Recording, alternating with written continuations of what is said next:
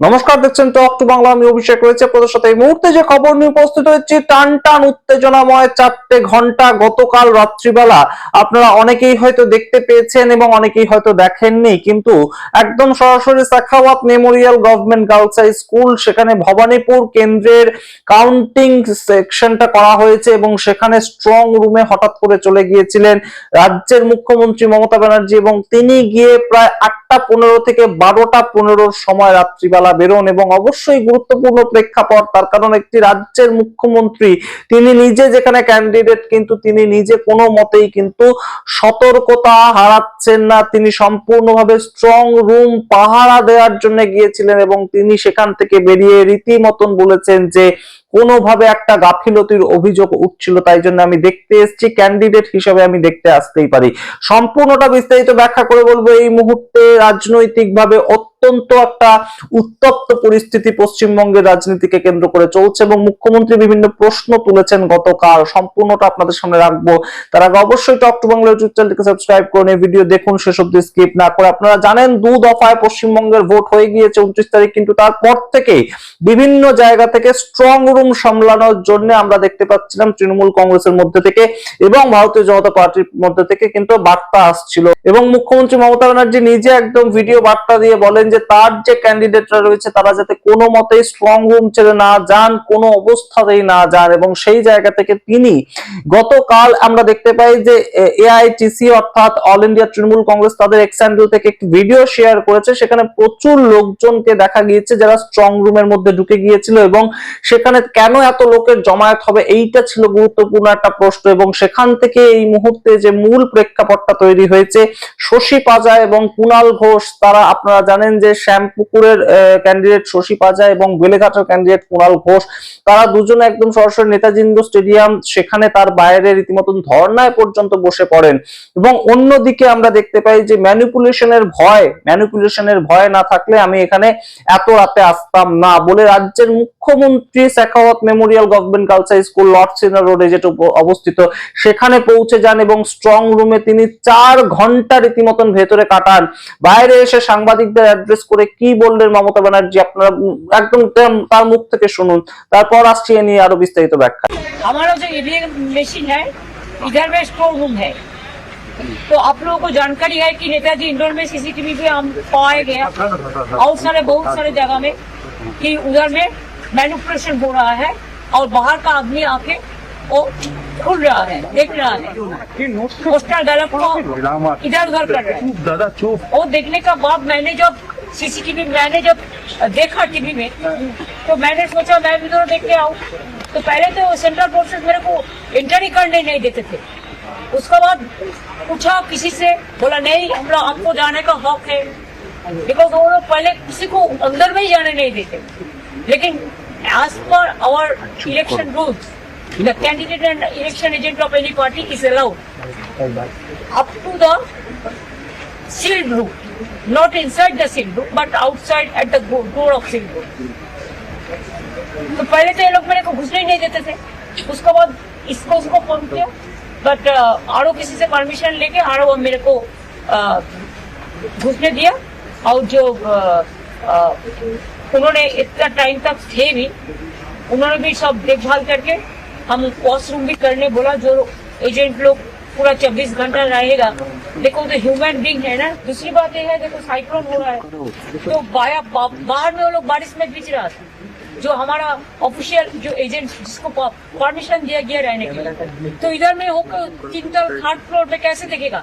और inside the building totally closed, building was totally closed, लेकिन inside the building 3rd floor 4th floor कैसे देखेगा इतिहास से, कोई कुछ नहीं था। तो इसके लिए तो सीसीटीवी का बंदोबस्त किया, जैसे देख सकते हैं नीचे में बैठ के और माथा को ऊपर कोई जो है कुछ रहने का बंदोबस्त है।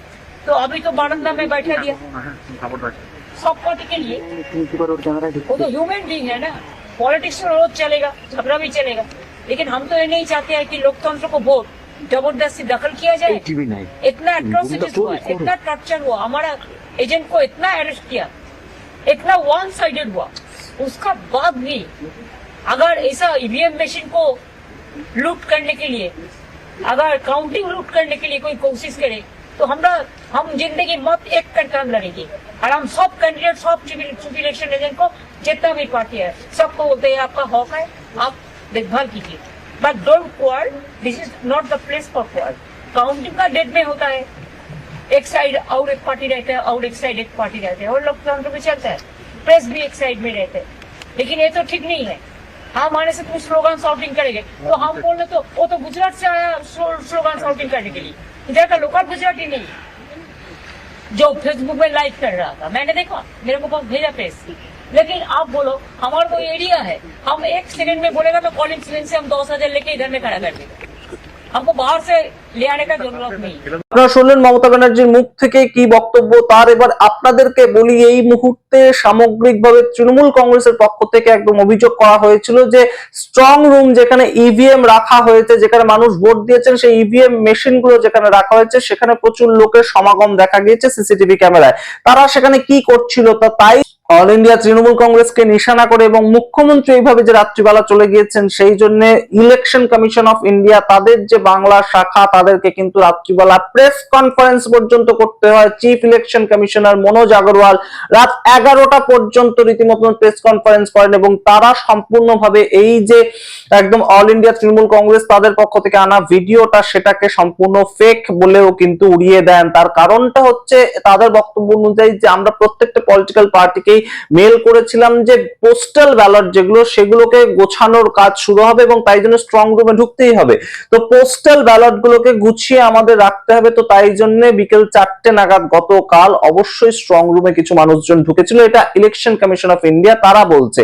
কিন্তু যে প্রশ্নটা উঠছে এই মুহূর্তে যে মেলটা করা হয়েছিল সেই মেলের ভিত্তিতে একদম সরাসরি প্রতিনিধিরা যারা একদম প্রার্থী বা পোলিং এজেন্ট তারা না আসা পর্যন্ত কেন এই স্ট্রং রুমে ইলেকশন কমিশন অফ ইন্ডিয়া তাদের পক্ষ থেকে লোকজন ঢুকে গেল, এই প্রশ্ন উত্থাপিত হচ্ছে। এবং অবশ্যই গুরুত্বপূর্ণ যে জায়গাটা, যে ভেতরে যাওয়ার সময় মুখ্যমন্ত্রী বলছেন যে আমি যখন স্ট্রং রুমে যেতে চেয়েছিলাম তখন আমাকেই আটকাতে চাইলো সিআরপিএফ এর জওয়ানরা, তারপর তারা কাকে ফোন করলো এবং তারা জানতে পারলো যে ক্যান্ডিডেট আসতে পারে এবং ক্যান্ডিডেটের যে মূল পোলিং এজেন্ট তিনিও যেতে পারেন। তো সেই ক্ষেত্রে বৈশ্বনাথ চট্টোপাধ্যায়কে নিয়ে মমতা ব্যানার্জি ভেতরে গিয়েছিলেন। আমরা এই মুহূর্তে গুরুত্বপূর্ণ যে প্রেক্ষাপটটা আপনাদের সামনে তুলে ধরতে চাইছি, এই স্ট্রং রুমের ভেতরে কোনো ধরনের কোনো সমস্যা হয়েছে কি হয়নি সেই সমস্ত গুরুত্বপূর্ণ বিষয় নয়, তার থেকেও গুরুত্বপূর্ণ যেটা, যে সারা দেশ জুড়ে যখন ভোট চোর গাদি চোর এই ধরনের স্লোগান উঠছে, রাহুল গান্ধী বিভিন্ন জায়গায় এই ধরনের স্লোগান করছেন, বিভিন্ন ধরনের আমরা দেখতে পেয়েছি প্রেস কনফারেন্স করেছেন তিনি, তখন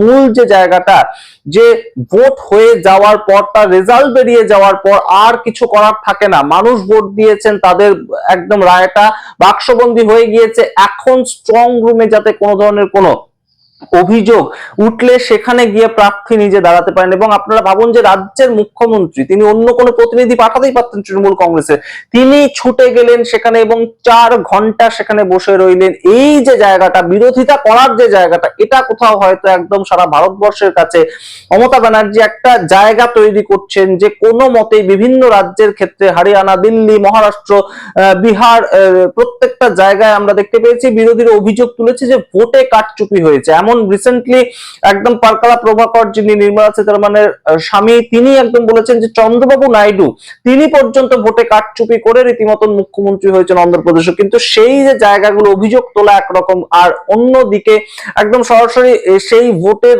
জায়গায় চলে যাওয়া, বিরোধীদের পক্ষ থেকে চলে যাওয়া একদম ভোটের জায়গায়, যিনি রাজ্যের মুখ্যমন্ত্রী এখনো পর্যন্ত, সেই মমতা ব্যানার্জি চলে গেলেন ভোটের স্ট্রং রুমটাকে পরীক্ষা করতে, সেখানে অভিযোগ উঠেছে বলে। এই যে বিরোধিতার জায়গাটা, এটা কিন্তু একটা গুরুত্বপূর্ণ প্রেক্ষাপট অবশ্যই ইন্ডিয়া অ্যালায়েন্সের সমস্ত যারা এমপি এমএলএ রয়েছেন তাদের কাছেও এবং অবশ্যই প্রত্যেকটা রাজ্যের মুখ্যমন্ত্রীদের কাছেও। আপনাদের সামনে পুরোটা রাখলাম, আপনারা আপনাদের মতামত কমেন্ট বক্সে কমেন্ট করুন। দেখতে থাকুন টক টু বাংলা, অবশ্যই টক টু বাংলা ইউটিউব চ্যানেলকে সাবস্ক্রাইব করতে ভুলবেন না। ধন্যবাদ।